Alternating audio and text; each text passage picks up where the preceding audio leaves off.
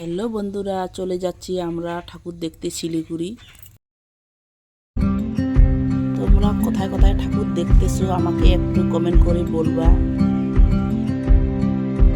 আমি তো শিলিগুড়ি পাগলুপাড়ায় আসছি, মণ্ডপটা খুব সুন্দর হয়েছে।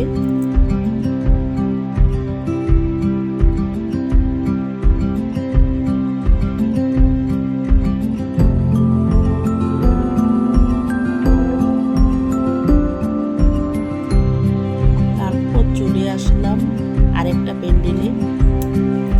এই প্যান্ডেলে এত ভিড় কি বলবো, আধা ঘন্টা থেকে লাইনে আসি অবশেষে।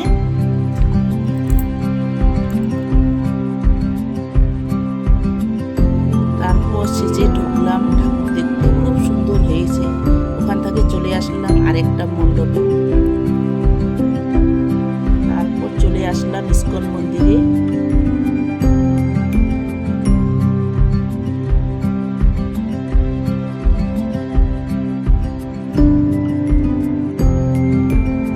ভিডিওটা কেমন লাগলো আমাকে একটু কমেন্ট করে বলবা।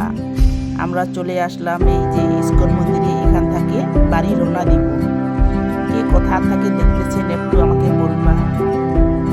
টাটা।